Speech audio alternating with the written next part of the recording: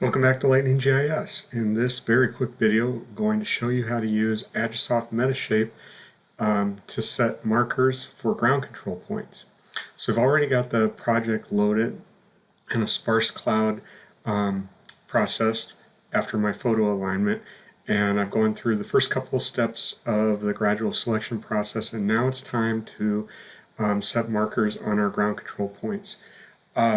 First, what I'm going to do is we're going to work on our GCP that's labeled number 27. I'm going to right click on that marker in the reference panel under the markers list, and I want to filter photos by markers.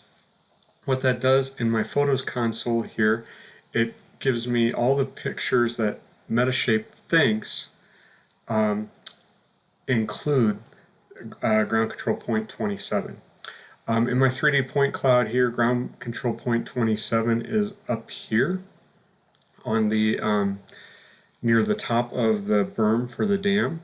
If I rotate that a little bit, you can sort of get the dimension of it.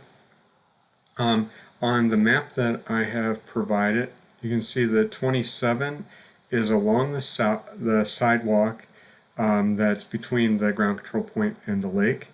And it's the next one over from 9, which is right at the top of the slope profile, and that will help us know which one we're looking at. 22's off to its west, southwest, and so forth.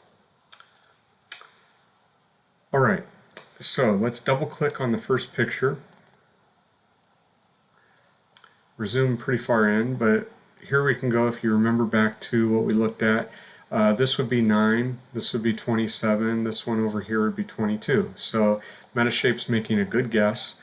The little gray flag means that this is just a guess. Metashape doesn't have much confidence in it. I'm just going to place it on the vertex of the orange ground control point. And for this project, our marker always goes on the side of the triangle that points towards the lake. So the lake is down here to the lower left. Alright, to move to the next photo, I just use the page down key. Move that in, put it in the right spot. I'm going to do 2 or 3 of these. And you can see as I do more, the guesses that PhotoScan makes get better. Now that I've done a few, I'm going to run the Optimize tool. The Optimize tool will improve the alignment of the photos and the markers that it's predicting even better. So it just takes a few seconds. We'll let that run. Alright, the optimization's run, so now we'll move to the next one. You can see our Metashape's making a really good guess. Basically, I'm just going to stick with that. That one looks pretty good too. There's a little bit of judgment involved here in putting that, but remember that each of these squares is a pixel that's really only about a centimeter, so being off just a little bit isn't too big a deal. I mean, we want to get it as close as we can, but don't let perfection be the enemy of the good. Alright, and I'm back to the first one. So now that I've gone through all of them are set with a green flag. You can see here over the picture that means they've been manually set.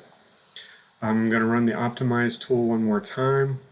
The Optimize tool is run. I'm going to right click on marker 27 again, filter photos by markers. Sometimes now that PhotoScan has a better idea where that marker is in the three-dimensional space of the model, it will bring in some photos that it hadn't found before. But here it looks like all of these photos are the ones that I've already marked. I'll just page down through them quickly to make sure that everything looks good. And once it does, we're done with this marker.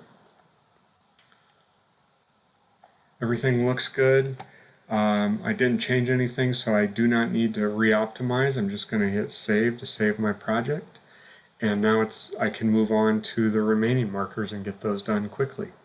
Alright, thank you for joining me on Lightning GIS. I hope this was a helpful tip for setting ground control points in Metashape.